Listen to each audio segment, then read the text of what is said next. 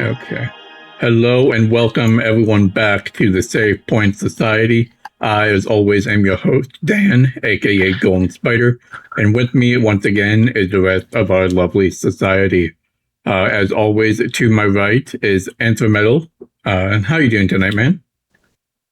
Hello. I'm good. I'm alive. That's it. That's about it. And sometimes that's all we can hope for. It's a Monday and it was 100 and something degrees Fahrenheit out here, and but honestly, I am so jazzed to talk about this game because No, I know I am jazzed to talk about this game with you guys as well. And of course, but certainly last not least, to round out our core society members. Below me, as always, is the one and only opulent pasta, our chat bar cat, also known as Taylor. How are you doing tonight? Hello. It's so good. It was not 100 here because I'm in Maine in the US. So it's basically already fall. I'm literally in a sweatshirt, orange sweatshirt. So I'm doing great. I am also quite jazzed and ready to keep going. Oh yeah, we have the two polar opposites of the temperatures on the diagonal there. Truly. Well, if it is your first time with us, you may be wondering, what exactly is the Save Point Society? Well, to put it simply, it is a video game book club. Like a book club, each month, one of our society members will be picking a game for us to play over the month, and then we all gather here live on twitch.tv/neonpocketdimension to talk about it. At the end of the episode, the next person will pick our next game in a round-robin fashion. If that sounds interesting to you, we strongly encourage you to play the games alongside us and then join the conversation live here in the Twitch chat or in the YouTube comments if you're watching the VOD later. Now, you may also have noticed that we have one more person with us that I didn't introduce earlier. Joining us this episode as a very special guest and the person who picked this month's game, as seen at the end of our last episode, we have the fabulous Foxy Steve. Thank you so much for joining us tonight, Steve. Hello. Thank you for having me. It is an honor. I appreciate it a lot. Thank you. Yeah, it's such a great thing to have you here. Now, the game for this month is none other than the frenetic slow-mo diving demon shooting romp known as El Paso Elsewhere. Published September 26, 2023 by developer Strange Scaffold, is currently sitting at a 78 on Metacritic and an 81 on OpenCritic. El Paso Elsewhere describes itself with the following blurb from its Steam page. Stakes, guns, slow-mo. Fight werewolves and vampires in a reality-shifting motel. Dive through barricades to escape the grasp of evil puppets. Destroy the villain you loved. A new third-person love letter to classic shooters. Neo-noir never looked so good. El Paso Elsewhere was also nominated at the 13th New York Game Awards for Off-Broadway Award for Best Indie Game, and at the 27th Annual DICE Awards for Outstanding Achievement for an Independent Game. And it was even announced that it would be getting a film adaptation back in 2024. So, everyone, what did we think about El Paso Elsewhere? This game rules. This game fucking rips. I want to preface by asking a question. What is everyone's history with the Max Payne series? I have none as well, yeah. Oh wow. Okay. Whoa, I've played all of them. Okay. I played the hell out of the first one back when it came out, like revolutionary. That was one of the few like PC games I modded back in the day. But man, this game is if you've it is so Max Payne. But like it iterates on that formula. You know, obviously it's got the bullet time, the diving, and honestly, like I didn't use diving as much as I just used the straight up press because I was playing on controller, press Y to slow mo, and but yeah, this is This game rips. It's but yeah, I just wanted to get that kind of baseline because, like, man, if you played Max Payne, you turn this on and you're like, oh, okay, I got it. It's like it's pretty, yeah. Like, this is so Max Payne coded. It's crazy I think for all the good and some of the bad. But overall, like, it felt so good I haven't played a game that felt like this since I played Max Payne, like 3, I think. And which is quite some time ago. So this was a great, like, love letter to that type of game that you just don't really get anymore. So it was kind of nice. And also, yeah, I think from what I played of it, yeah, I think it rips. And the Strange Scaffold, like, as a dev, is great at putting out. I don't know how to describe it.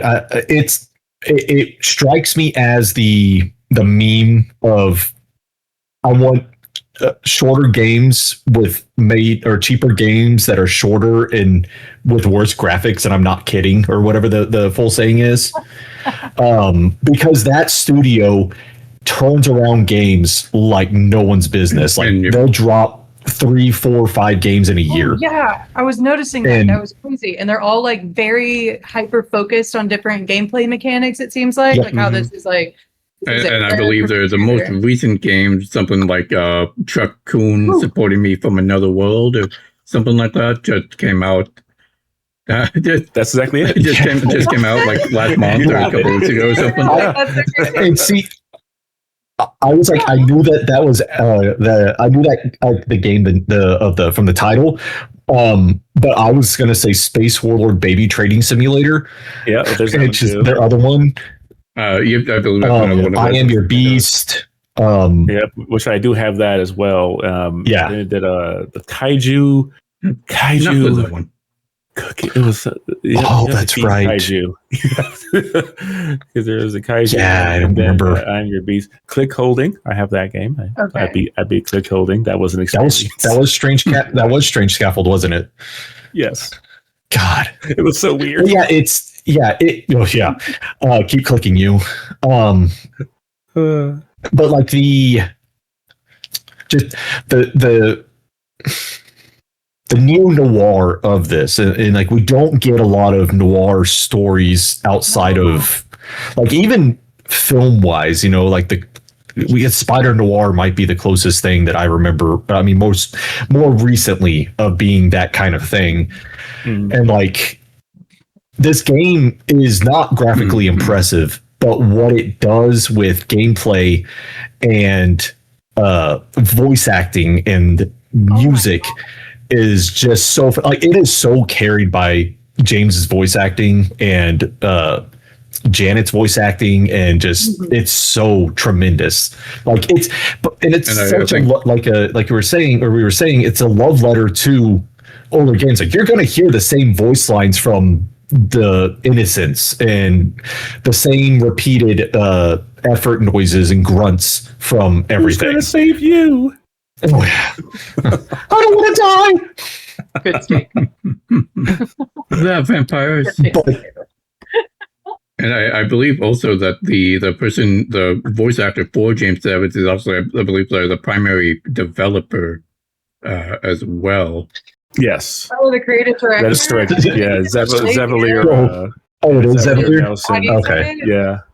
I keep saying Xalavier. That's not it. What is it? It's Xalavier. Yeah, Xalavier Nelson. Xalavier. Yeah. Everybody say his name like 5 times. Xalavier. He just summoned him.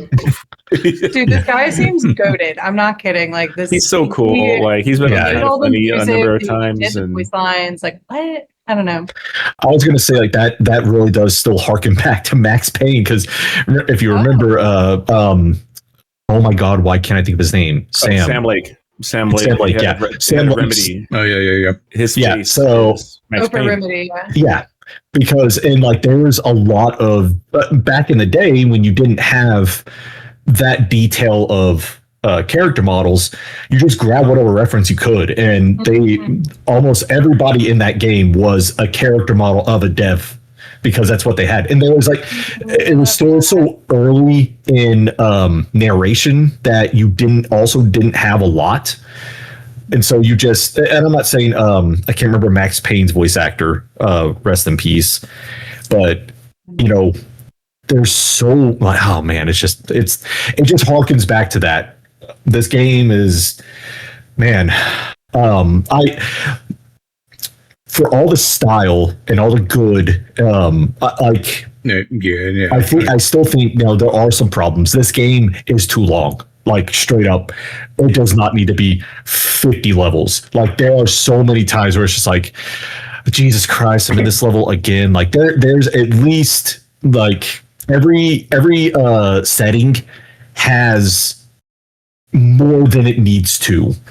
And the standout levels. I think they could probably take out like 10 to 15 levels. I would say like 20 to 25 even. I think this game is a great 6 to 8 hour experience. It doesn't need to be an 8 to 12 hour experience. To like do all the side content and stuff like that. No, just straight through. Yeah, I don't think there's there's not there honestly isn't a lot of side content. The only thing that they well, that's what I mean is that you get it just keeps going. Like you reach a point where you're just like, Jesus Christ, man, is this over yet? Like, and I get the sense behind it. I do like the death screen of you keep going. Oh, and it's oh my God. But at some point, it was really starting to piss me off because there are some bullshit rooms in this game. Like, yeah.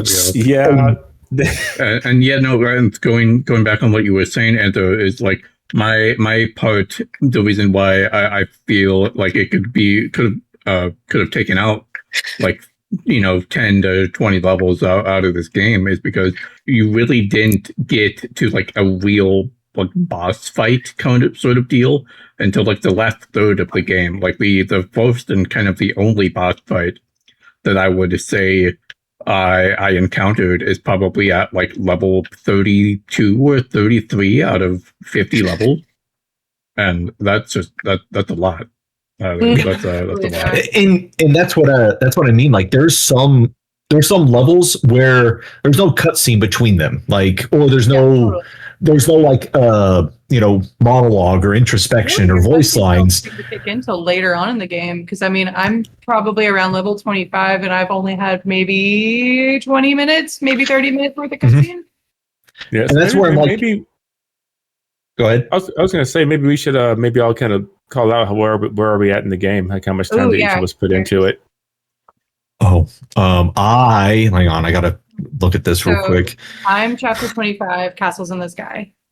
So I just got to a major plot pivot, is what I'll say, without going into spoilers. Let me see. According to my Steam clock here, I'm about. Xbox tells me I've played 12 hours and 26 minutes of this, but I also have been resting a little bit on the screen, so take it for what it's worth.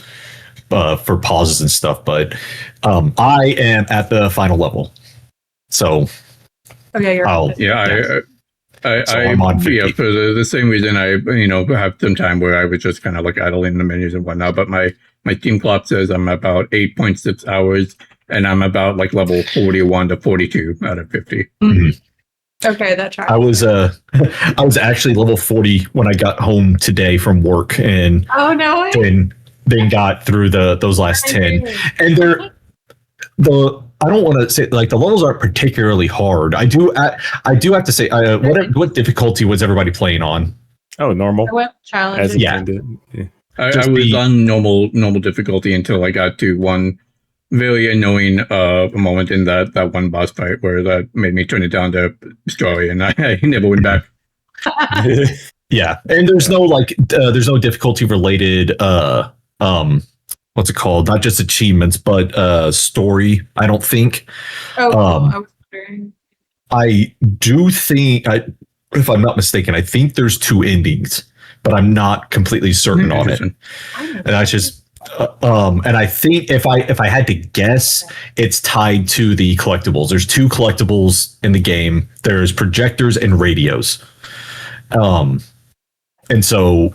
But that's what I mean is like there's not a lot of side content because the levels are relatively short. Shouldn't take you more than 5 to 10 minutes at most to get through a level, unless you run into a wall or get a bullshit checkpoint.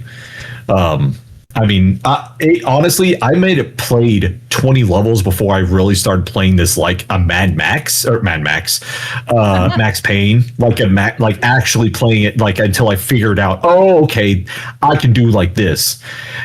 But man, the enemies all do so much damage, and if you back yourself into a corner and get caught on geometry, you're dead. Oh, yeah, like there's no I was shocked at how hard this game was when I when I was playing it. I'm like, what?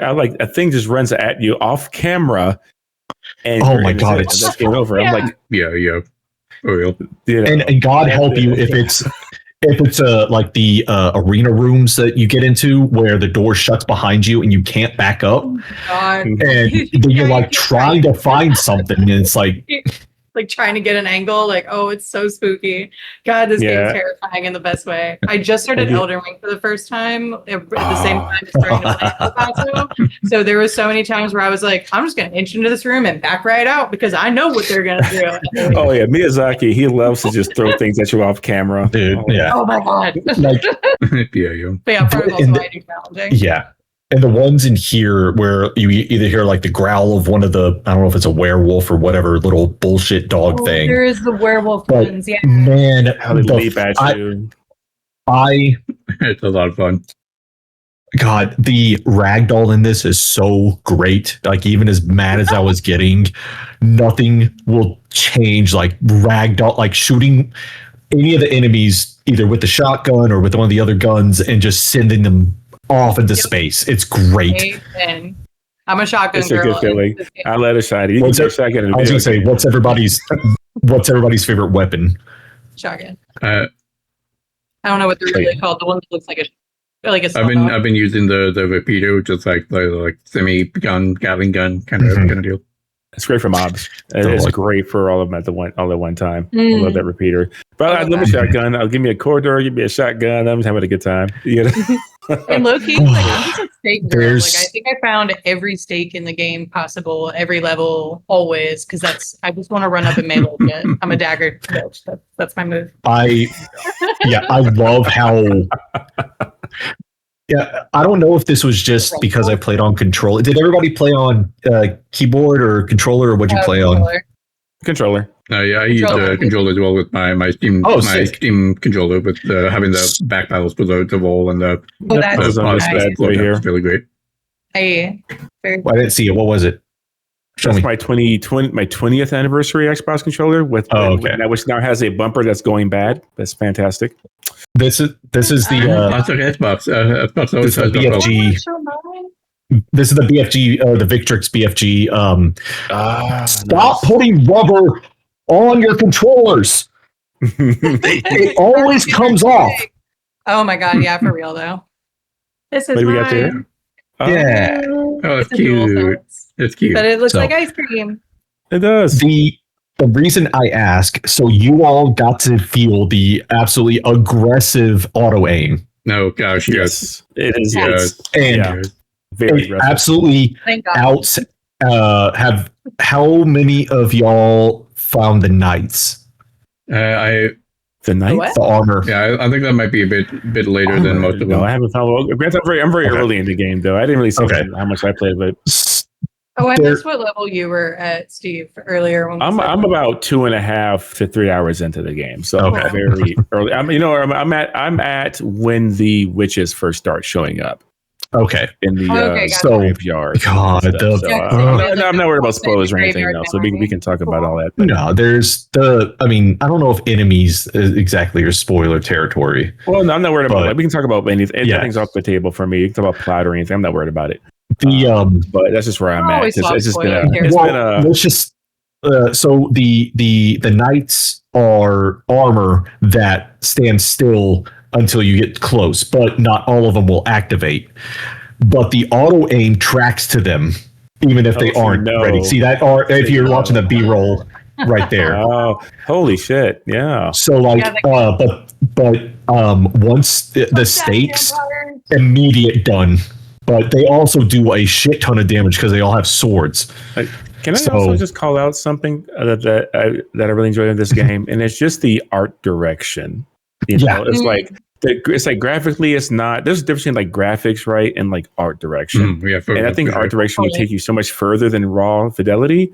And this game is proof of that, because I love the lighting in this game, the way it bounces off of everything, and their use of color. Really like the great. lighting and color combination here just really makes this game sing. You know what I mean? The fucking puppets, man. Oh, those fucking puppet motherfuckers.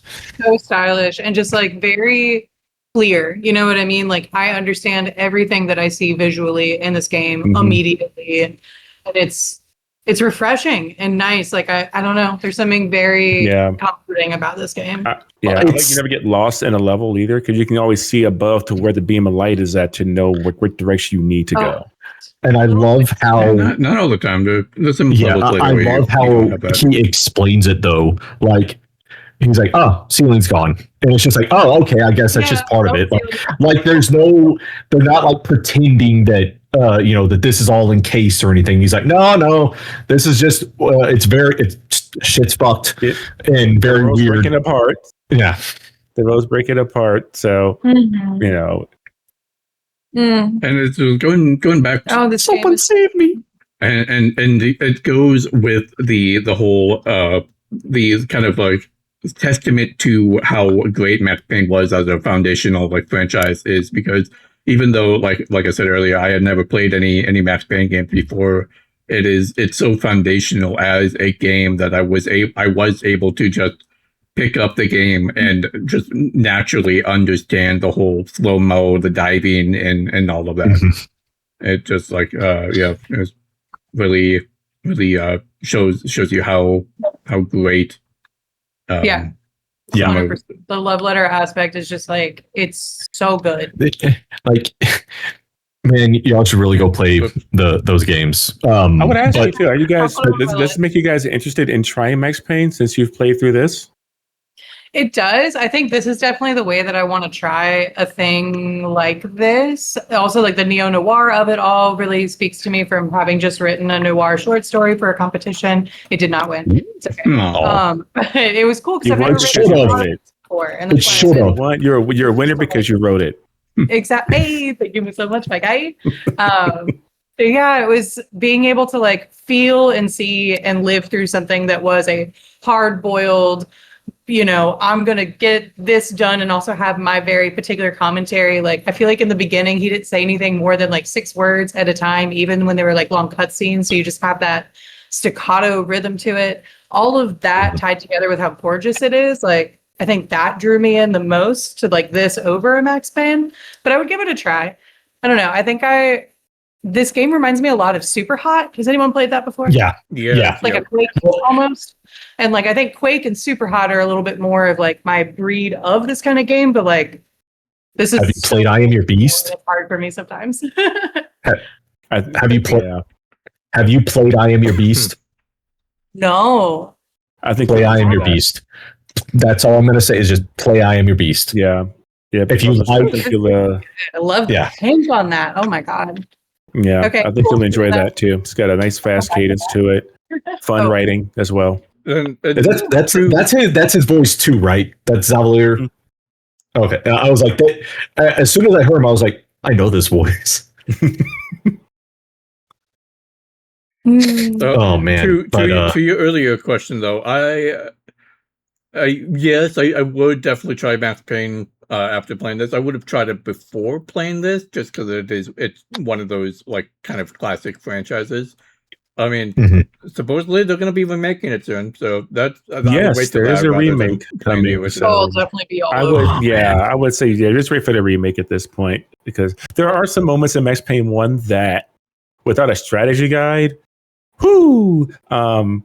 is grating and rough. It's really just one. It's really just one moment. There's a level in there where everything is black and you don't know where to go. And oh my god! You talking like Max Payne 2? It was just like irritating in Max Payne 2.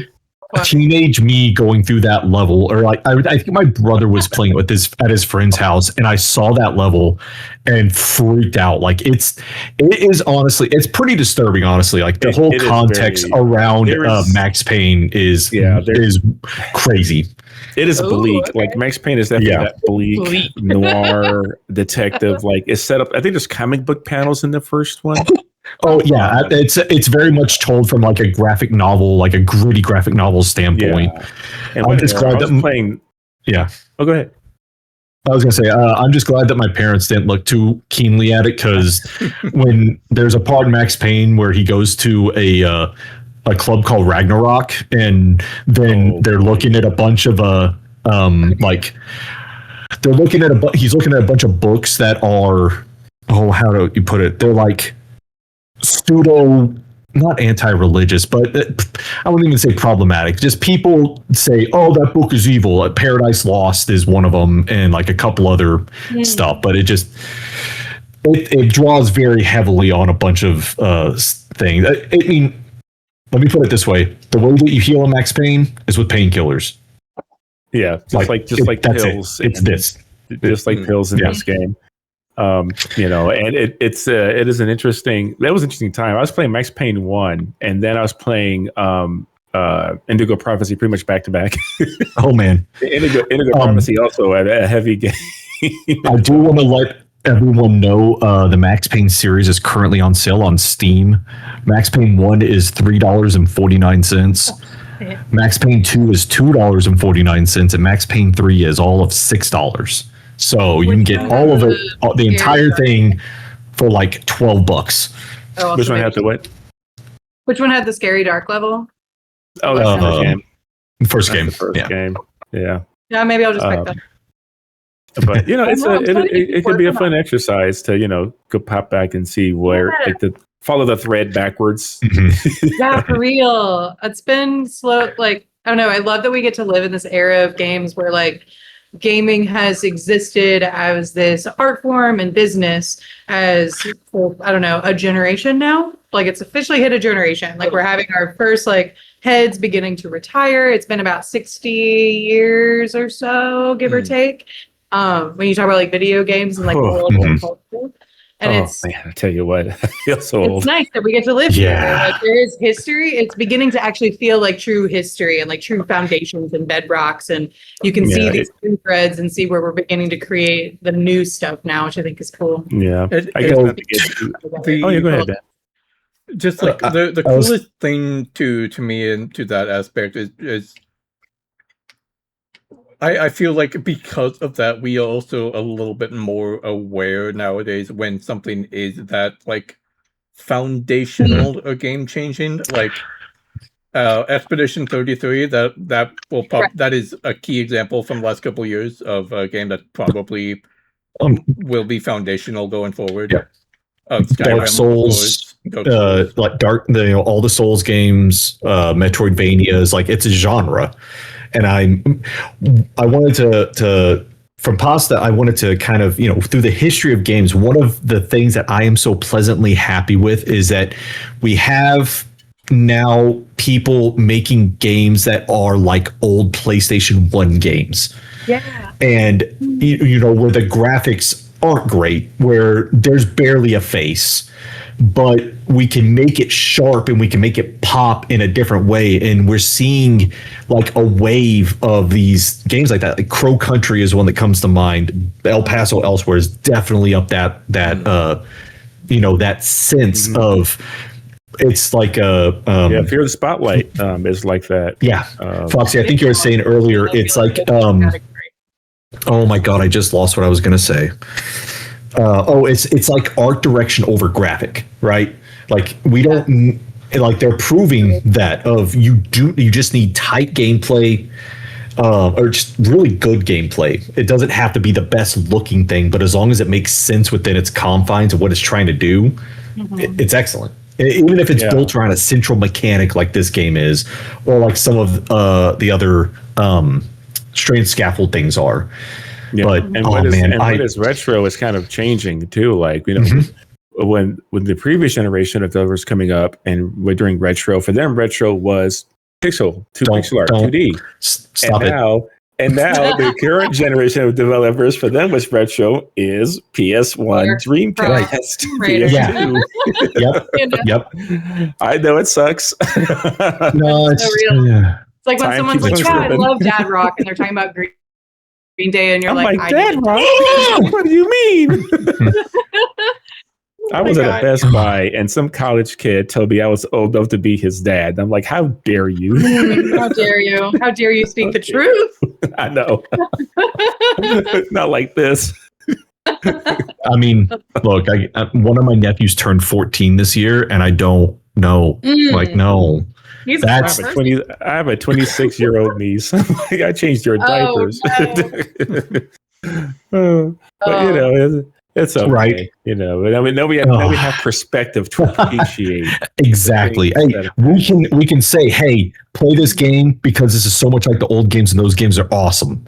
You know, Although Max Payne didn't quite have this sick ass soundtrack. no. Yeah, Can dude, we talk about the? Can we Oh talk my about the God. audio for a second? Can we talk about Yeah, the audio totally. in this game? Tell me about the Like, audio.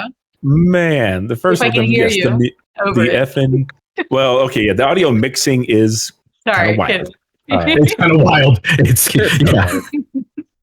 Yes, as you were. is like things are popping, like the enemy sound effects as you're moving around. I think that's on purpose. I think they do that so you can get a hint to where an enemy is hiding off camera. Probably. So you don't get jumped, but half the time I still get jumped anyway by something.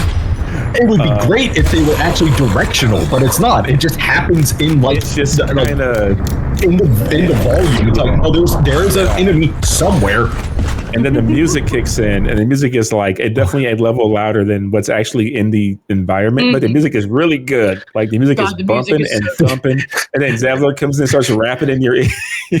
Did anybody like because of his his speaking kind of cadence?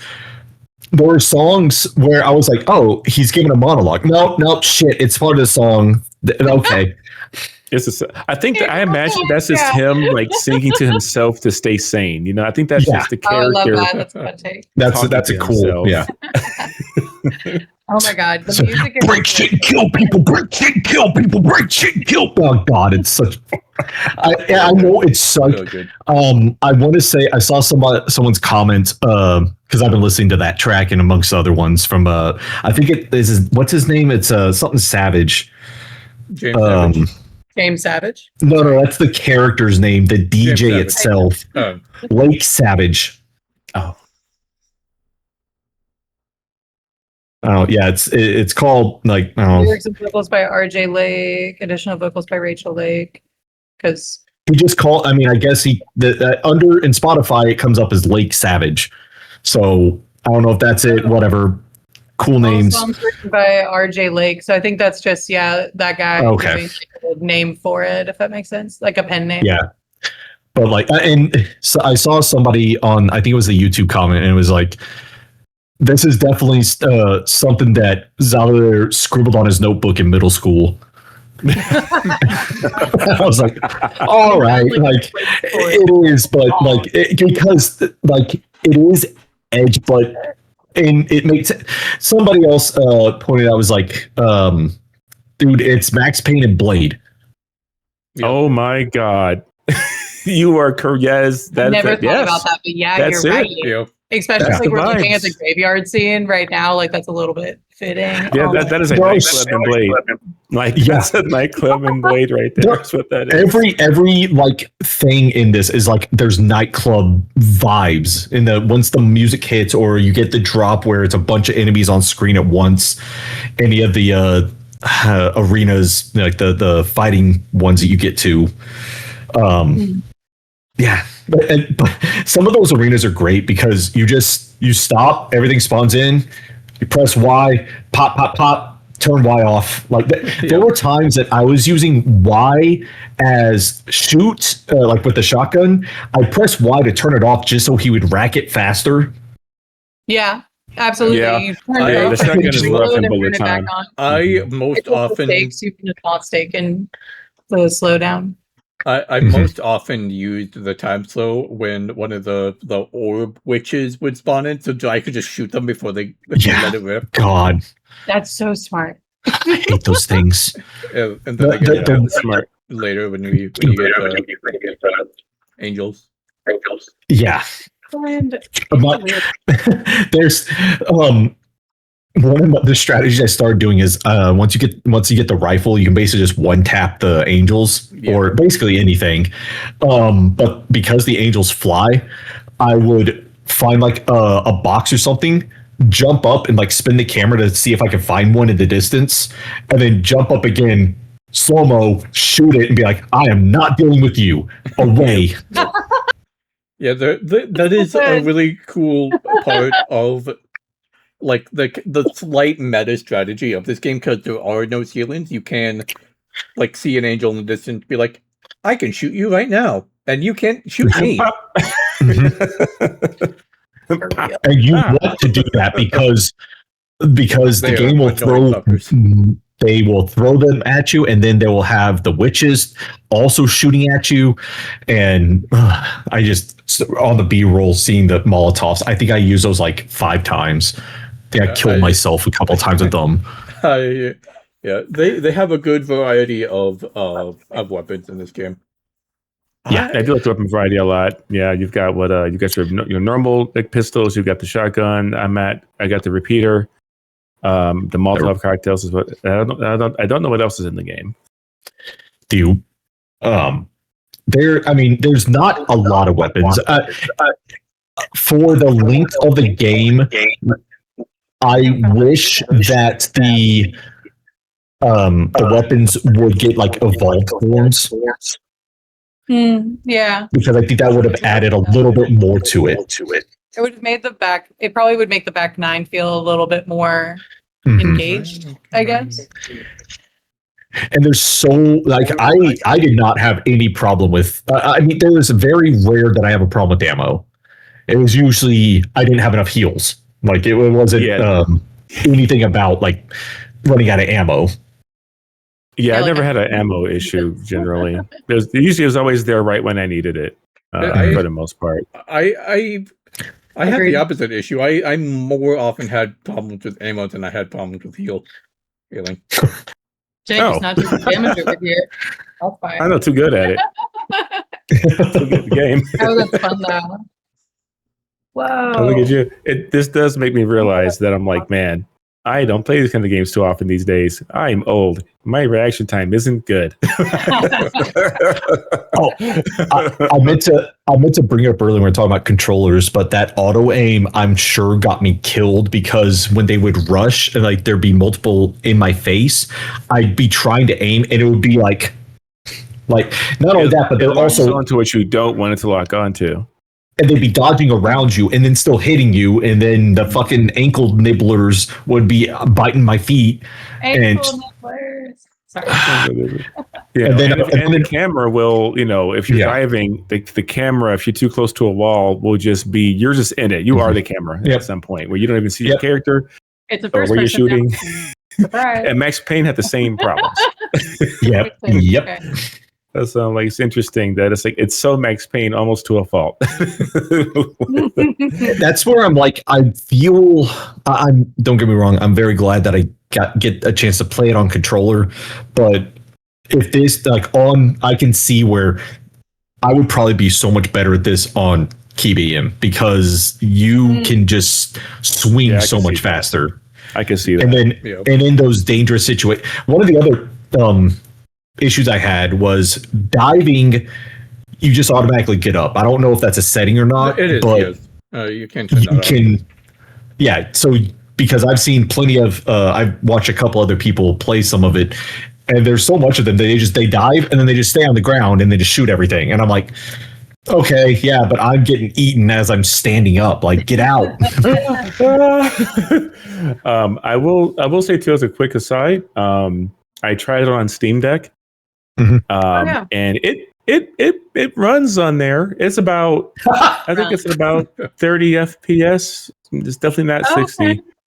The Steam Deck is showing its age for sure these days, but it is playable on there. It's not like super awful. Like I tried Dusk Fade on Steam Deck. Don't play that on Steam Deck. It's real bad on there.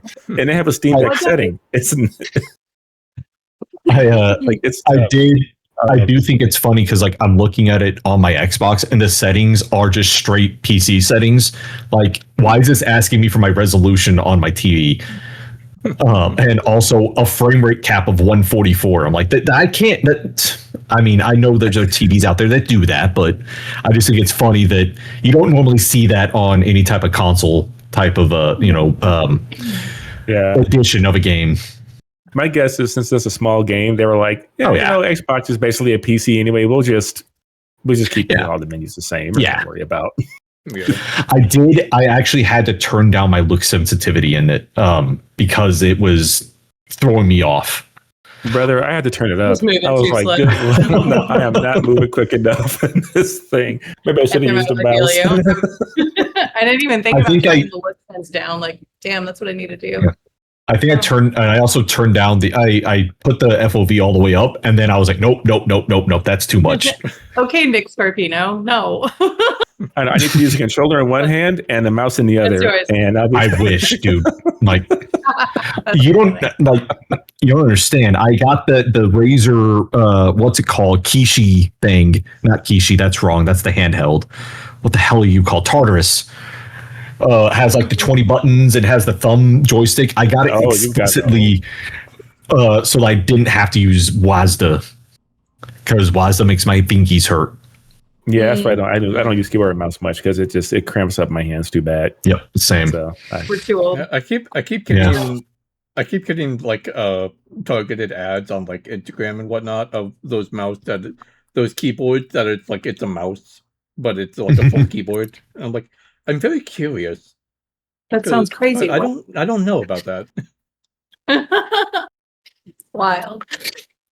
I have seen several of abominations of half controller, half mouse, or nut stuff. No, this is like it's not a mouse. It's just like it's a full keyboard, but it's like designed. It's like contoured to your hand, so you don't need to. Oh, I got those too. Yeah, those are weird. It's like it's a single hand, and it has the. Is that what you're talking about? The ones that look like this, and yeah. Oh man. My mind goes back to those ergonomic keyboards from the 2000s where I have one in the other room. I have one in the. I think I still have one in the other room. It's like my keyboard is shaped like a frisbee. My fingers don't get to like kiss every now and then. Just makes me feel a little bit lonely. It's okay. We did get a little. Excuse me. Away from it earlier. We were talking about sound and like I do want to say all of the effects I think are perfect. Like they're not overdone and they're not too tinny. They're not like because sometimes you get. I was thinking about that. I always think back to the OG Tomb Raider and the sound of Laura's pistols. Because they sound like they're not a great sound. It's a very I can hear it next to my ear. Yeah, it's a 90s PS1 sound effect. Yeah. It's audio, just very like pat pat pat pat pat pat. But these like everything in here, the beer you get feels kind of weighty, especially the shoddy. The rifle not so much, but it's fine. Yeah, I would say I agree. I would say the pistols feel a little bit too much. They feel like the. I don't know. It doesn't feel like the regular pistols. It feels like they're like heavy duty, or something. Yeah, like Eagles or something. You know what? They remind me of like the double ballers from Hitman. Like it's like those kind of big gigantic Desert Eagle things, or like Ebony and Ivory from Devil May Cry. Yeah. But and also those pistols, they're excellent. They're great. Especially in slow-mo, those pistols rock. I wish they did not force like equip it for you at the start of every level. Like I wish they would remember that I had like the shotgun equipped or something. Yeah, But I would nitpicky. having to switch back to the gun I was using before. One of my nitpicks is that every time you fire the pistols, it fires both of them, but you only lose one ammo. Yeah, I was so confused about my numbers for like the first hour of playing the game, where I'm like trying to count for when I need to reload and just getting so confused. I forget to reload. I actually mapped reload to the to clicking the left thumbstick down, and that's my reload button.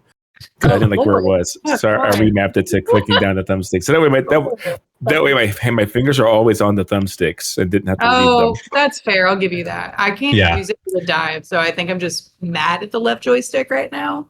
That's okay. That's fair. Not the left joystick's fault. If I had back paddles, I'd probably use back paddles for it instead. But I didn't have any. I didn't honestly. My problem was that I forgot about the roll. And the roll gets you out of gives you a lot of really good. We got Kingdom Hearts life right here. We got constantly rolling. I barely used the dive. I mostly did the roll.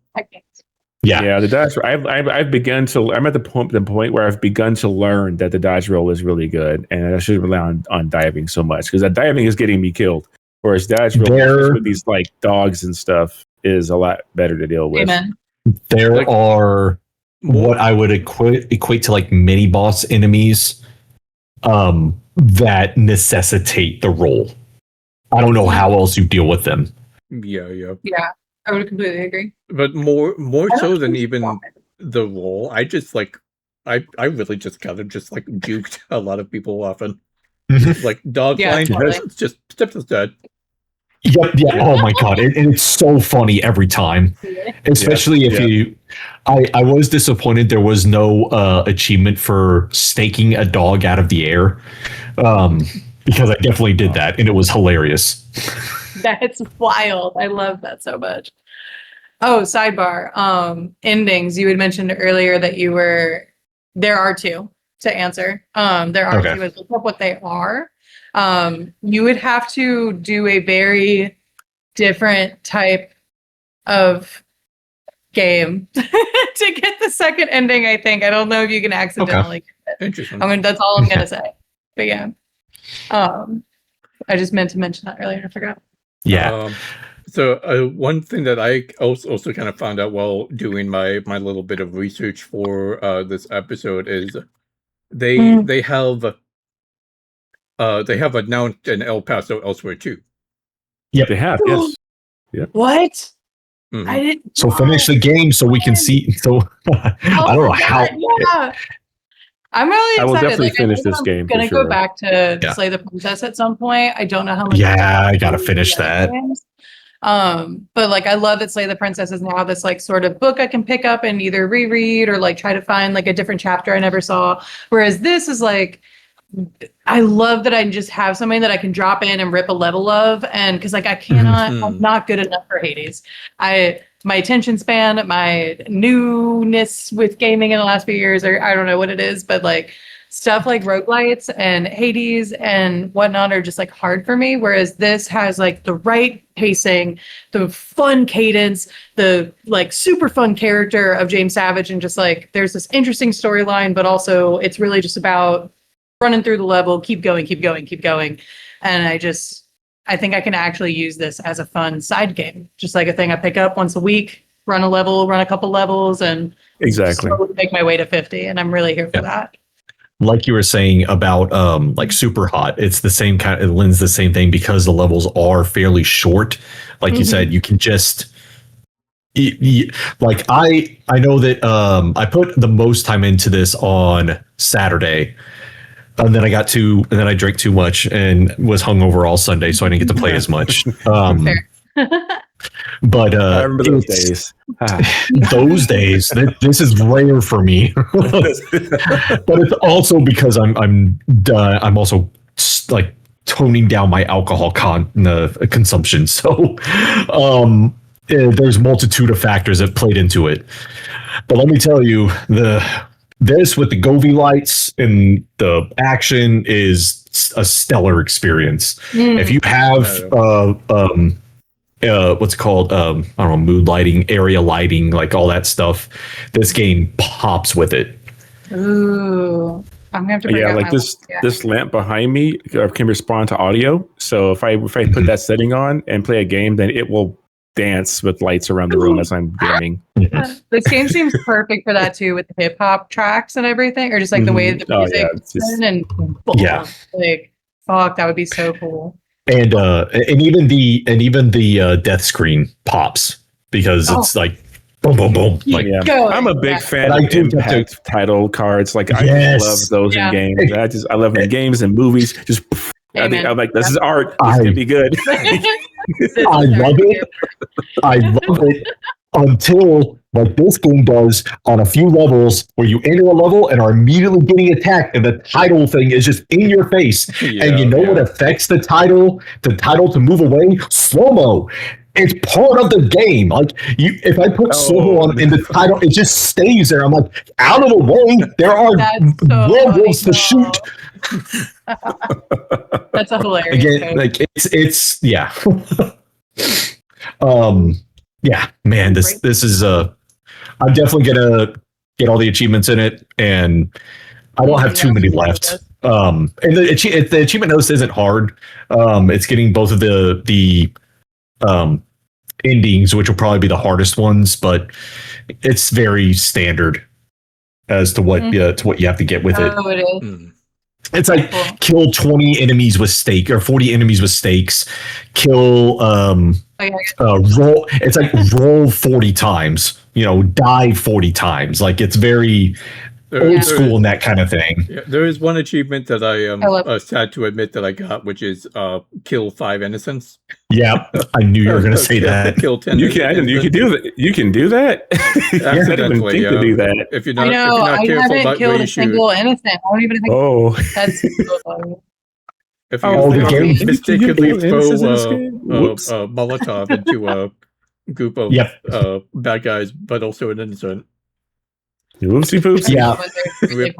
And it's also, but it's also when it first happens, they kind of like, they don't make you feel bad at it because it kind of leads into the story. And James is like, well, I wanted to save them, but them being dead will disrupt the ritual either way. So, yeah.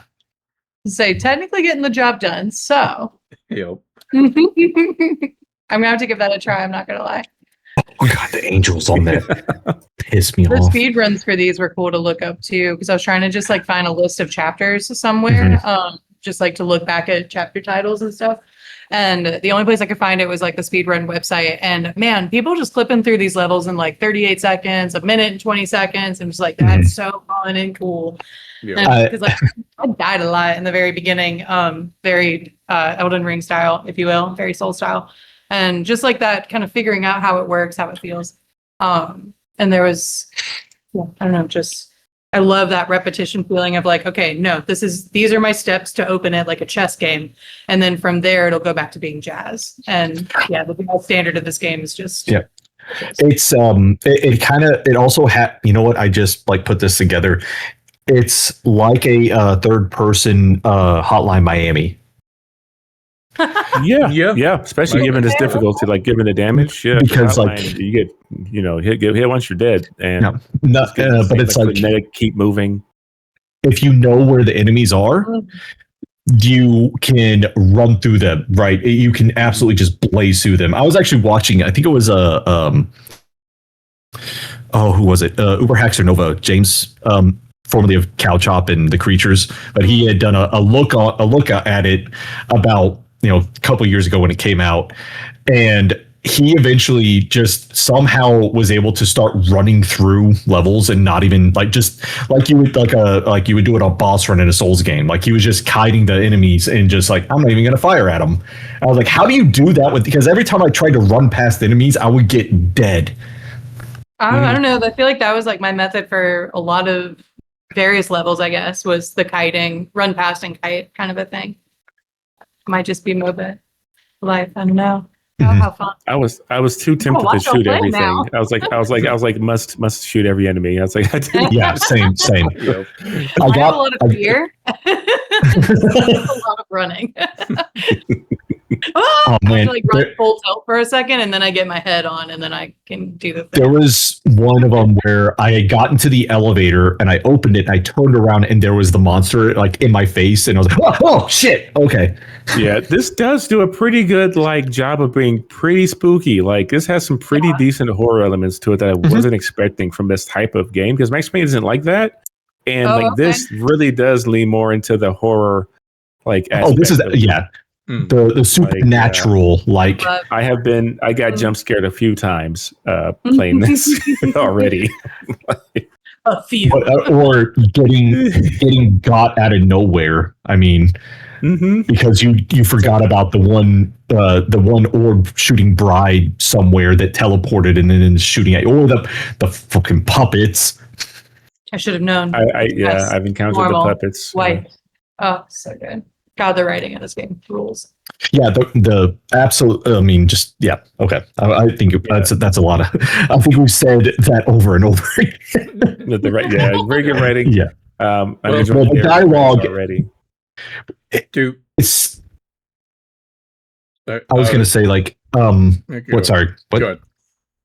Okay, I was just going to mention that what I really appreciate is that there's not a lot of exposition, that it's all happening through dialogue and it's all like right James' perspective. And so like as a writer, when you're trying to establish something, like you can go and have a wall of text, right, and just say everything, but there's little to any of that in here. Even with the like, it's all set dressing and it's all environmental storytelling, along with like, I guess there's a the radio show called Pill Cop, and it was like, yep, okay. Yeah, I love catching those. Or there's a point where James, like you find podcast recordings of like a true murder podcast. Oh, I haven't found that yet. Cool. Yeah, but I found a projector that it played like some kind of like home movie with him and her together talking on it. I was like in the room. I was like, okay. Yeah. The projectors are all like James and Janet's relationship, and it's all their discussions with each other, or like it's all them either reminiscing or talking about, moments of their relationship. Truth or dare. Yeah. No. Yeah. And it's written. The dialogue is well. Yeah. There is chemistry. Do we want to go into spoiler zone and talk a bit more about the story? Sure. Yes, go for it. Spoilers open. Alrighty. Yep. Spoilers mode activated. Just spoiler barrier. Okay. We've been in like soft spoilers. So if y'all remember my shocked face earlier, that's because I discovered the final boss has a phase 2. Nice. and I paused it, so I'm just waiting here staring at it. Like you just paused on it like in this moment. That's so funny. Yep. Like, so that's fun. But I mean, I don't know what you would like, the boss type characters, what is it, Frankenstein, I guess you would call it. Mm-hmm. I suppose you can call it a boss. I know. I would call that more like an elite enemy. I would say there's only 2 real bosses in this game, and that's Dija and then fair. Probably Dracula. Mm-hmm.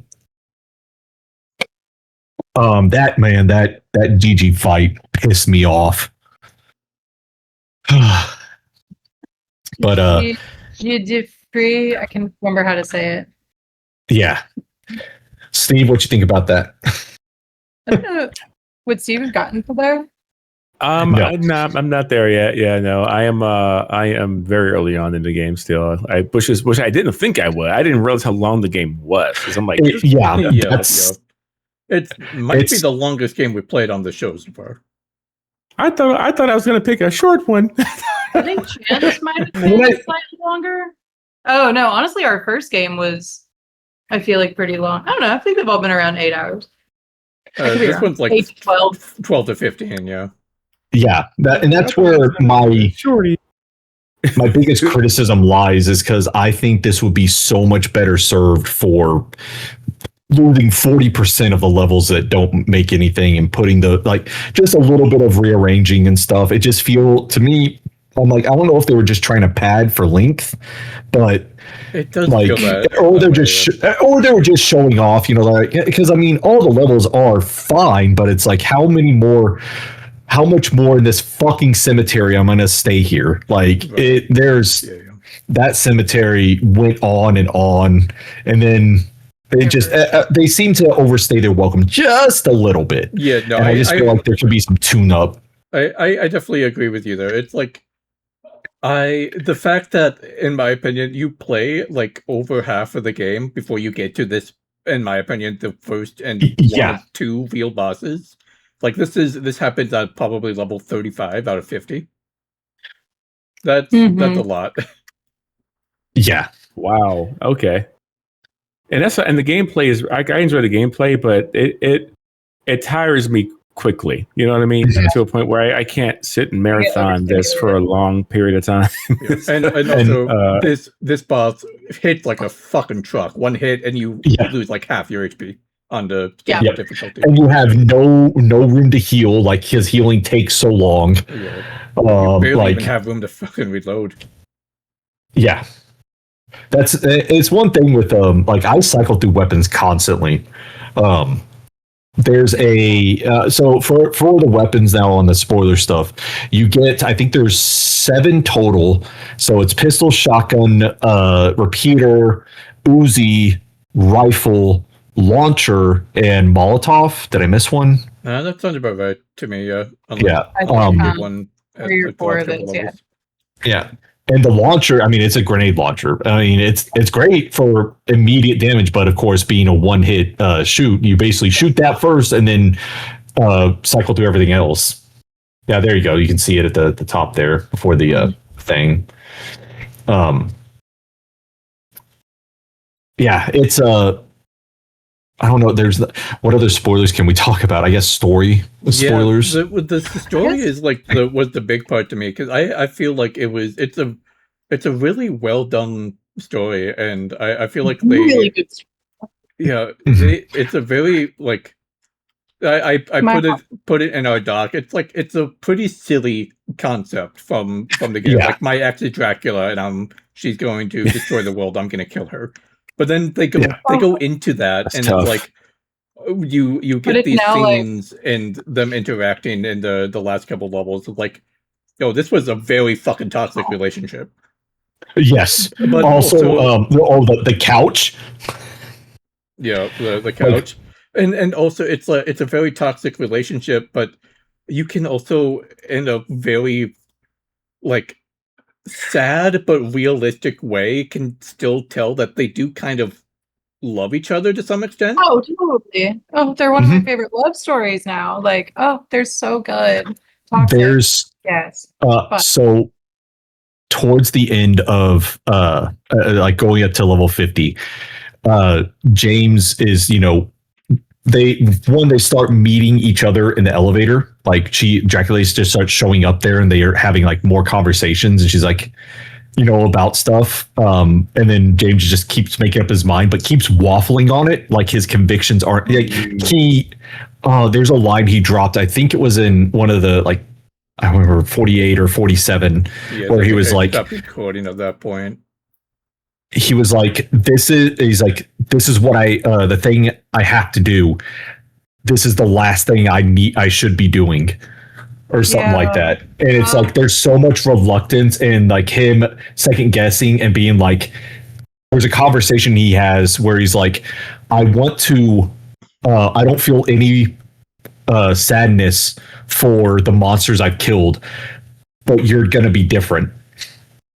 And it's just like he starts kind of like breaking down like more and more as you get deeper and deeper into this whole thing. And then the line that's going to stick with me before level 50 is he goes like, I miss my monster. No. And it's like, oh my God, like it's so toxic. It's such a terrible relationship. And once she started going back, like, yeah, and also, like the two kind of like interactions that I've I've encountered so far was a moment where James had said something. Dracula or Janet was like, you can't blame that on me," and it's like, "Yes, I can. That's your fault. It is your fault that I am broken like this." And that's like, just God, the strength you had to have, like, to say that to that person in that toxic relationship.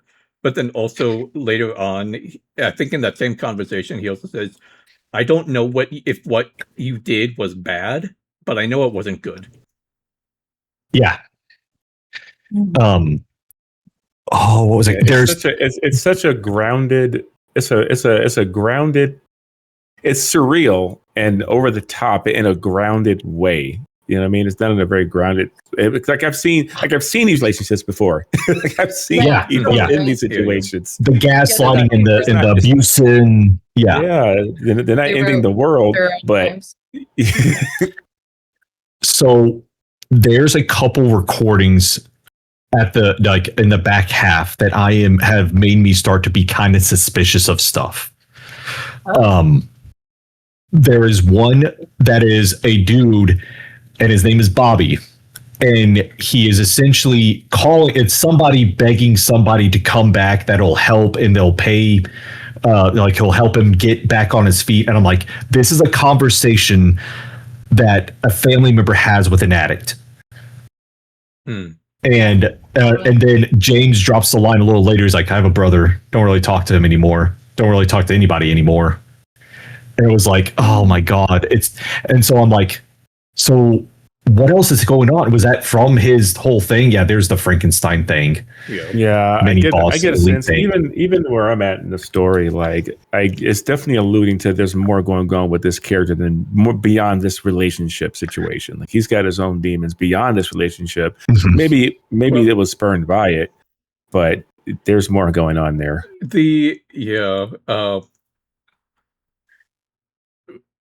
It drops more or less in the later half of the story that there was a specific event that happened that like kind of snapped James into realization that this is super fucking toxic. I got to get out of here.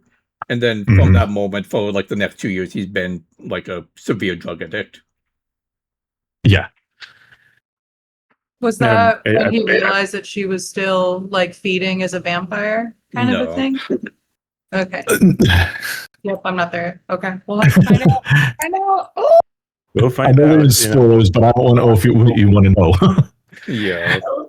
I want you guys to be able to talk about it though, because you've gotten. Yeah, it's kind of fun. There. I knew what I was getting into when I joined this podcast. I knew what I was getting into. Exactly. That's okay. Like, I accepted my fate. I accepted getting spoiled. To be real, like the story itself is not that complex. It's all of the voice acting and everything that has gone into it. It's all the substance, right? Yeah, the way it's presented. Right. What Steve said. Yeah, when people talk about it's got the sauce, this has the sauce. And like, there's no sauce and noodles though. And that's the thing that I think is so important. You know what I mean? Because like sometimes things can be so saucy, but it's just sauce on a plate, and you're like, "What am I doing here?" Yeah, when you're eating the sauce, sauce is great. Carbs. Where's my carbs at? Noodles are a vehicle and the sauce. And you gotta have those noodles to carry the sauce. Okay, I'm making pasta. Oh look, I made some shells and cheese yesterday, and I threw in some bacon. I have these real bacon bits.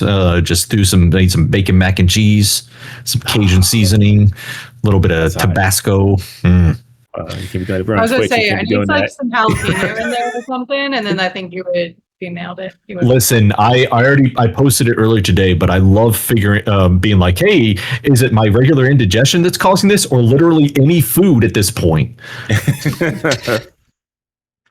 you ever need to talk to your church to make it do that. Anyways. I just want to shout out, I know we've said it over and over, like how good the writing is. I had a quote from the very beginning of the game. So it's sort of a spoiler, sort of not, but it's I love how well the narrative design of this just like comes full circle. It sounds like from what you guys have kind of hinted at the end of it, the information you wind up getting about the relationship. But it starts off and he has his like opening monologue, and he ends with, "It's a trip between who you were and whoever the hell you become next," talking about love being a one-way trip. And I just, it sets the tone so perfectly. And also like, fuck, that's so, like bars, man. Like that's so real because you are a completely different person from one point to the next. But like every time you interact with another person and you face not only like who you are in the moment, but like who you are when you like meet this person where they're at. And him and Janet, James and Janet always met each other where they were at, no matter who they were, what they were going through. And I love that. She's like, you know, what would you do if I was a ghoul? And like, you know, they press a little bit and then they figure out that like, hey, actually, I just love you. So even if you were a ghoul or a vampire or anything, you're my person. Oh yeah, the writing in this just kills me. The other quote was, I sent a picture to the chat. I don't know if we can throw it up on the screen or not. It's just a screenshot. But we don't necessarily have to. But there's this heartbreaking scene where he's like driving off in a car, and just kind of like waxing on everything. And let's see if I can look at the picture to get the quote. I don't. Oh my God, buttons are so hard. Also, I forget that I'm on touch screen, so I'm just like constantly putting my fingers in the camera. Hi, guys. No. This is gonna mess up. Yeah, this is gonna mess up. This is great. This is fantastic. No, it's fine. Oh man. Okay. So yeah, the picture is, so when he's like in the car and waxing about just like his love with Janet, it's when he had been talking about when he had realized that he was in love with her. And like we were saying earlier, like they just pull so much from real life. It's so grounded. And he's talking about, I knew I loved her on a Ferris wheel because, and I'm not going to say all the things of it because I don't want to spoil it too much because it's so, so good. But he talks about how they were perceiving the day. And she told him that he helped her to be able to like see the light in life. I'm paraphrasing because again, I don't want to spoil it too much, but he helped her to see the light in life. And maybe that wasn't something that she'd been able to see for a while. And the way that made him feel, the way that filled him up and like made him feel like a man and feel like a person and with purpose. And like, that's why you love them.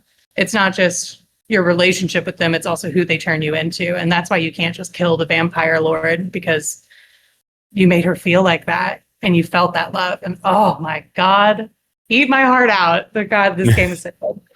Anyway, that's I had to do that. I thought you were going to say one of my favorite lines, and it's like in level 2 or 3, and it's like, I think I saw a fucking werewolf in the bathroom. Also that line. Oh my God. It's just the humor of this game. I love how utterly exhausted James is. Like, and he keeps getting more and more tired. Like to the point where he's just like there's one of the conversations they have in the elevator. He's just like, hey. like it's just like, what's up? And like he's just laying there and he's like, hey. Yeah. And like we all get to that point when you've gone through the thing over and over and over again. You've run it over in your head a million times. Yeah, it just takes so much energy. Yeah, I mean, I just the way this game portrays this like toxic relationship is something like I'm lucky enough to never have experienced a relationship like that. But I feel like it's a very real way that they portrayed it, especially because I wanted to bring up that line that you mentioned, Taylor, as well, because probably later in the game they throw it back and be like, you keep like, I keep allowing you to do this to me because you kept like saying that that I made you less suicidal, basically. You made me like this. Yeah. Oh my God. It's so much gaslighting. But like James is like done with all the bullshit, and it's like this is real ass shit. It is like you're saying. What? My brain just turned off again. I wanted to play off one of your points, Spider. Is that it was like they definitely pulled from real like experience, like lived experience. You can tell, like, bruh, whoever wrote this, like, or whatever y'all got, y'all talk to people that experience that lived this. Not necessarily a vampire lord, and having to go to avoid but I mean, who else, we can't all deal with vampire lords. All I'm saying is find me that goth mommy and just like we'll talk. You don't expect to go into a third person like shoot 'em up game and then get a deep and get your emotional, heart wrenching. Because he did say it was noir. He did say it's noir, so that's what you come in for.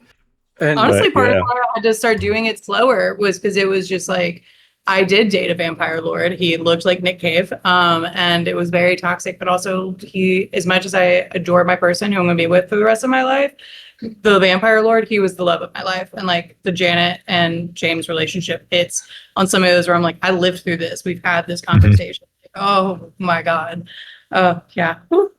Yeah, the last two things I kind of want to hit up is one other scene that is later in the game where you enter the scene in the elevator and James is just asleep, but Janet is just standing over him holding a knife, and you can see that she's like, I should kill you, you're going to stop me if I don't, but I just can't. And then James wakes up and he's like, I love you too. Yeah. Oh man. Yeah. Oh geez. Yeah. Oh. Okay. I'm okay. This game fucking rules. And then the last I see why this soundtrack is going to be on like everywhere for me for the next. I'm going to play this everywhere. I don't know if maybe it's just because I'm not as familiar with like R&B and hip hop as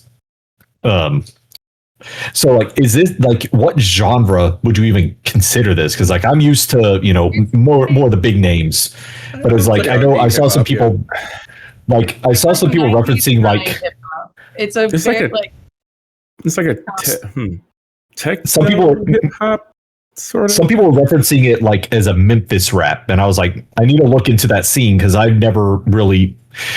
So I almost equate it to. I almost said it. It was like it's more like.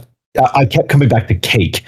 Like it sounds like if Cake were a little bit more, I don't know, like a little different, but it's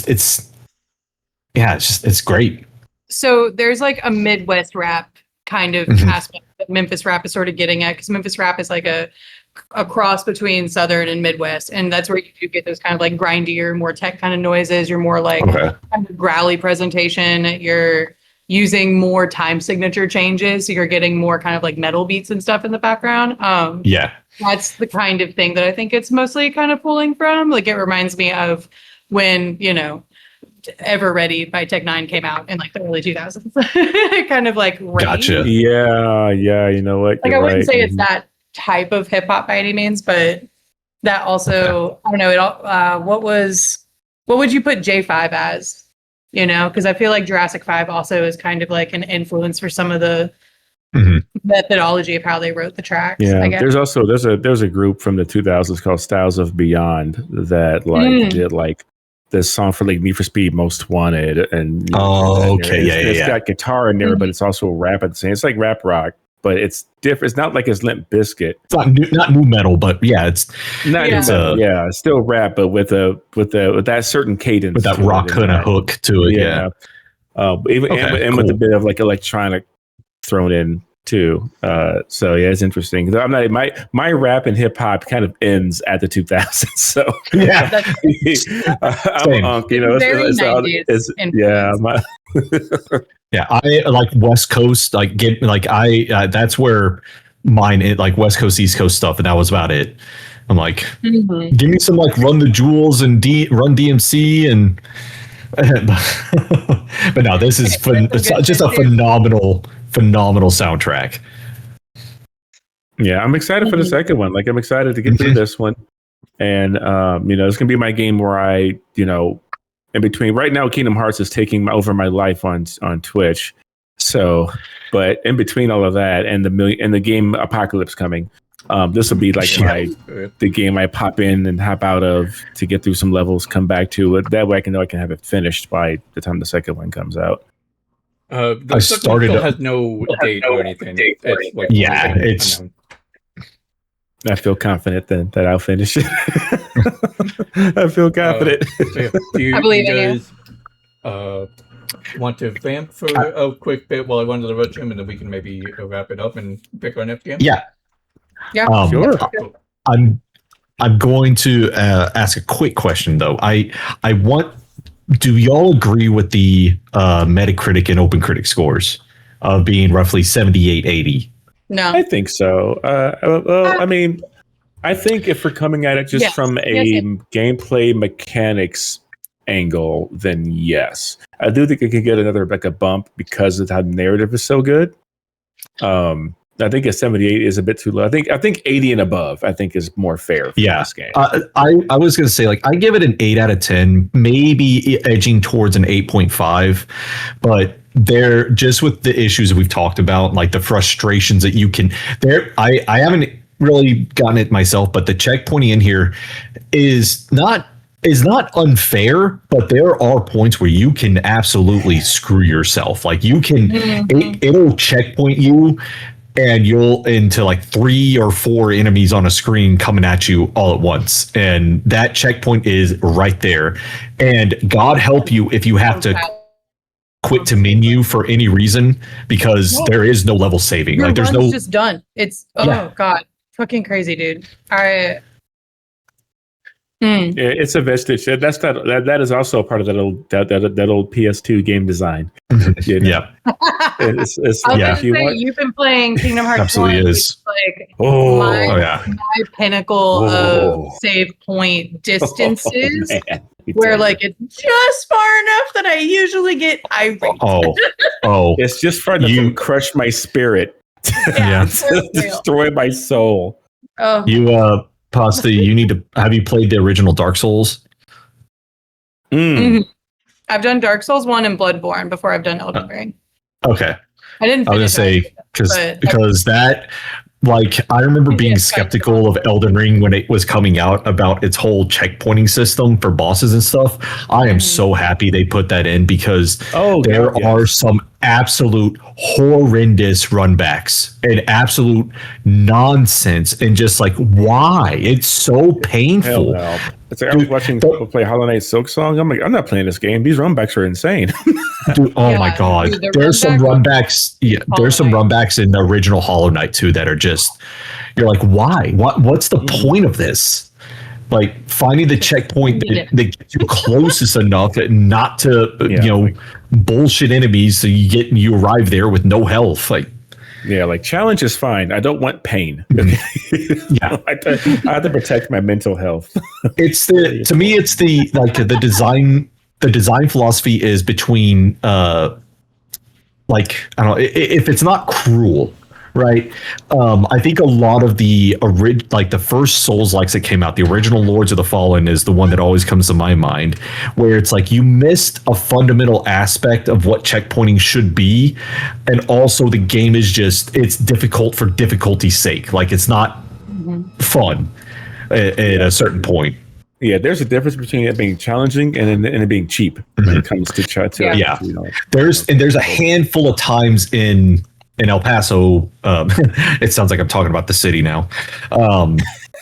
Which funny thing, I don't know if this has any bearing, but the wizards, witches, whatever you call them, are actual brides, right? He talks about, and I was like, a bride in El Paso, really?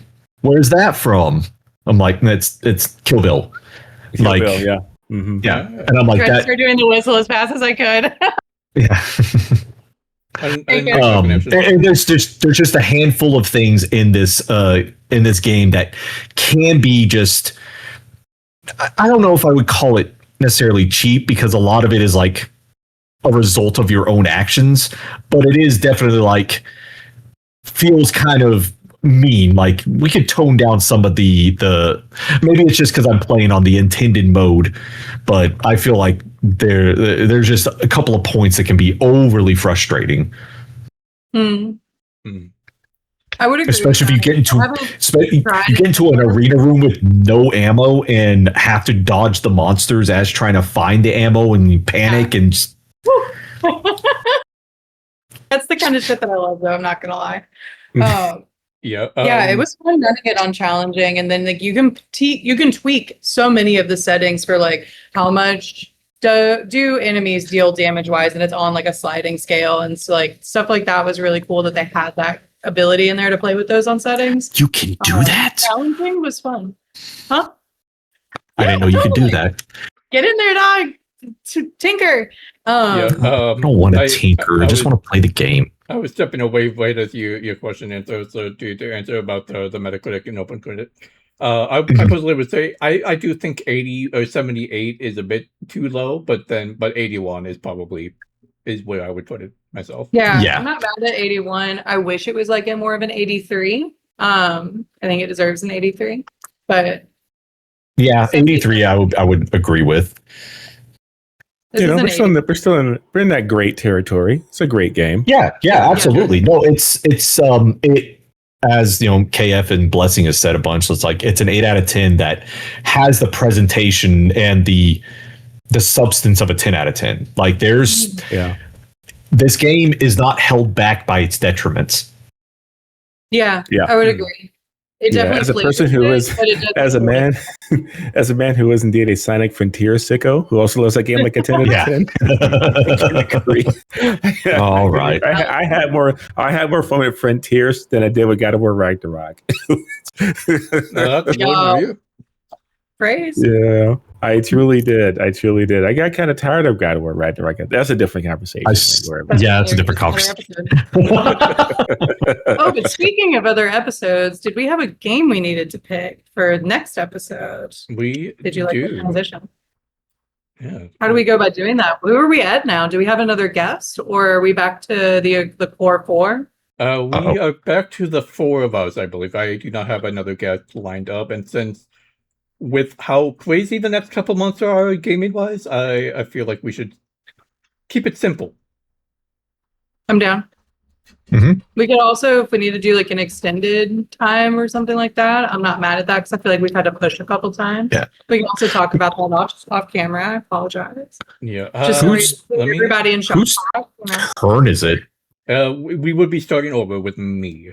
We made okay. we made one full circuit, and then we had Steve and Jacob. Hey, All right. Revolution. Everyone, like, please, anyone watching, please feel free to join. Viva la revolution! Steve, please Viva la join us revolution. again. It's been wonderful having you on here. Hell yeah, this was a fun time. Yeah. It was very enjoyable. Yeah, absolutely. I'm just looking up the how long to beat for the game. I'm thinking of picking. Oh, okay, yeah. Okay. Longest for completion list it's 9 hours. So I think that'll be perfect for Oh It's yeah. a great this range. coming Yeah. month. I mean, I with thought how this crazy. one was going to be. I'm so sorry. No. You're so fine. I mean, it's also, if you just Google El Paso elsewhere, like beat time, I think 6 to 8 is what comes up. And based off of how, That's a lie. like, No, yeah, how I've long to gotten beat says through about about 15. half of it in about 3 hours. So, like, I could see that. I would, or not 3 hours, probably 4 hours, I think is what I've really done. But I've also been trying to do it in slow pieces because I've been doing this with like how I read my books. I'm trying to read a chapter at a time and close it and just like watch one episode of TV and stop, things like that. So it's been cool to be able to do that with this game because it has that noir aspect. It feels like reading serial, Yeah. the serial piece in the paper and then having to wait for the next one, which is cool. Hold I on. started, accidentally looked up the sequel and not the actual game. So let me. No. I started a couple of weeks ago. I started. Maybe it was 3 weeks ago. I started a new kind of, I don't know, like routine or mantra where I want to play a roughly 8 to 12 hour game every weekend. Something that I can beat in a weekend, that I can potentially get all the achievements in a weekend. And I started that with I think it was a couple weekends ago with Bistro, which is a really which looks way better than it has any right to look. Like that game is gorgeous and has a timeless style. If you like Stardew Valley likes or very light managing stuff, it's a very simple game, but it's good. But it's one of the things, and I liked about this one too, is that I can sit down on a Friday night, I can blaze through it, not necessarily no life it, play other things. Of course, it helps that I literally only play video games. I don't do much of anything else. So, sure, but being able to crush like a compact, like a contained story weekend. And so I love that. I read a book in a weekend. That's right, so good. And trying to. And so like I went through and downloaded a bunch of like real short, like cozy games to get through. Also, I didn't realize Drop Duchy is on Game Pass. So I bought that. I bought when Todd Howard mentioned it when he was doing his podcast. I said I looked into it. It's like I got to get this. I was just going through Game Pass like the couple days ago and was just like that one and that one and that one and that one, and they're all like 1 to 2 gigabyte games. Like they're not a huge, and so I just want to be able to roll through them. Yeah, for me it's tough getting through stuff because I pull into many different directions, and I'm D&D or video editing or playing game demos for the Super Demo Bros podcast. Or, dude, I'm behind demos for Super Demo Bros. Shout out everybody! Super Demo Bros. Also on Pocket Dimension. I am just going to watch y'all do that because I don't know what it is. I'm not a very big demo person. I have 30 demos in my backlog to play. That's crazy. That's too much. Say no. That's too much. They're already downloaded, and I just have to. Then there was like El Paso and my MOBA, and it's hard sometimes. And then I make videos out of those demos to highlight them, which is more effort. Yeah. And so y'all do way more. Yeah. Yeah, I'm ready. That's what I'm doing. I'm just tired. I'm just tired. But if I don't do this stuff, I'll go crazy. So I have to do all these hobbies. Yeah. Amen, though. And I'm playing Xenoblade Chronicles at 6 a.m. Insane. Insane. I get up at 6 a.m. to work for work, but I don't work till 7:30. So I'm like, I've got time to play some Xenoblade, and I just hop in the living room, turn on Xenoblade. I love that early morning gaming. It got like 17 hours in that game. Did you find it, Dan? I did. Oh, sorry. Very cool. All right. Oh, I was just gonna say, music-wise, earlier when you were asking about like what kind of hip hop was that, I just meant to say like I couldn't think of the term in the moment, but boom bop. Boom bop is like what you're kind of looking for. If you start with that, and then like if you get just boom bop in general, so like Wu-Tang, then you can also pull Wu-Tang. You said Run DMC a little bit, so that kind of hits in that Wu-Tang, Run DMC area. Nos would be the other end. Like anybody that was on Def Jam 1 or 2. So okay, there you go. I love that. But yeah, so if you wanted to look up more, that's the term you use. Gotcha. All right. For like research. Thank you. There you have it. And anyone. Dan, what'd you find? Yeah, so for our next game, so just a little bit of context for viewers as well. My initial pitch for this game was a video game book club, but also I intended it for it to be a way for us to finally play those games that we've always been wanting to play, but maybe we wanted to talk about, or maybe wanted to like a kick in the pants to get us to finally play them. And I feel like that's what the 6 games we've had so far have been in that category. But the other category that really drew me when I first pitched this was to share games that are among our favorite games of all time. And this is probably one of those. It's a very short game. How long to beat the completionist time. So if you do absolutely everything, is only 9.5 hours. Main story is about 3.5 hours. And it is called Orwell, Keeping an Eye on You. Whoa. All right. Also spooky. Also, it's not called Flock. Maybe it should be. Maybe it should be. No, that's a different game. That was the sheep game on like Dreamcast. What was it? So this is like George Orwell. Okay. Well, Big Brother is what I would think. Well, unfortunately, it is not on Xbox. So no, it's probably yeah. No, I know. We all get it. Sorry, let me- It's placed in a country called The Nation. Okay.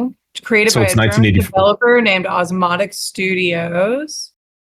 Where is? Oh, it's one of those. Okay, I Five-part see what kind of episodic game. series. Oh, Okay. Oh, I'm so you're curious. It's a you're sim navigating too. like websites and things.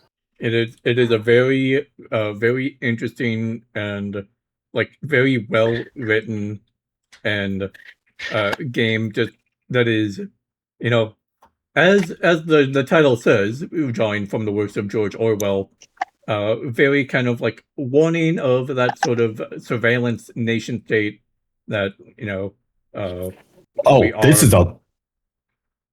Wait, so did they have a bunch of these? They So have there's did a I like a just- sequel as series well. where they would like kind of like Oh, okay. what's that one that everyone was- knows? Life is Strange, I think. It's kind of it. Maybe not Life. Oh, is Strange. well, never mind. It's the complete bundle is 2 games. Yeah, there is a sequel as well. Okay. Oh yeah. But, this is the first one. Orwell keeping an eye on you. Released Oh, this is October like, 27th, Yeah, 2016. Ignorance is Strange Oh, would be wow. the sequel, if that's what you're saying. Yep, that's Yeah. the sequel. Yep, Ooh, there's a this is game cool. where you're It's navigating like just research like chat rooms and websites and I mean- things. Yeah, Wait, it oddly enough reminds me of my job. It's kind of creepy. Oh, I I have to got you. investigate. I have to investigate Oh, people and okay. things. So They lauded the That's game really crazy. for how we balance our own liberty and our safety. Okay, so it's gonna be really All right. on point with the You- world right now. You like these things. I do. I We do. played. We played not for broadcast. Steve, you played not for broadcast. not for broadcast. No, I have not, but I've heard of it. That is Okay, the that was our that first game we covered. played. Episode, yeah. Oh man, what a trip! That And I was looking at the I still publisher. think about the hold up scene of that game. Yeah, but, Like, not but it in- also is probably the shortest game on my short list, which is probably what we want right now with the 30,000 games coming out in the next 60 days. So Look, that's So, like, a our solid next move. one, if we play for a month, then we'll. Let's see. I'm trying to think about how close. So the one after this will be the last game we play before GTA. I'm guessing. Mhm. I'm like trying yeah. to do the GTA week math in my head right now. Yeah, so, Yeah, we're like So wait, it's my turn next, right? Do you want me to put it as GTA? no. That- well, no, you would be for October, I believe. Oh, okay, so No, yeah. oh yeah. Yeah, so this game will be for September's episode. So you would be for Ooh, October, and I don't remember if we did. I don't remember if we did Taylor or did Panda Oops. for number 3. I think we did Panda. That I think we sounds were right. in. I was for. I had I did Slay the Princess. Chances Sonar was after that, right? Oh, so maybe I was 3. No, Brothers. No, We did Brothers. Brother, that's right. We did Brothers. That's right. We did Panda Fin 3 with Brothers. And That's then right. So Star was my 4. challenge for you and for Panathan would also be to try to pick a game that is not super long, because we will have a lot of other games to play. Yeah, because you guys are picking for October and November. Don't worry. Whereas in I'll December, I'm going to make us do something crazy. don't worry.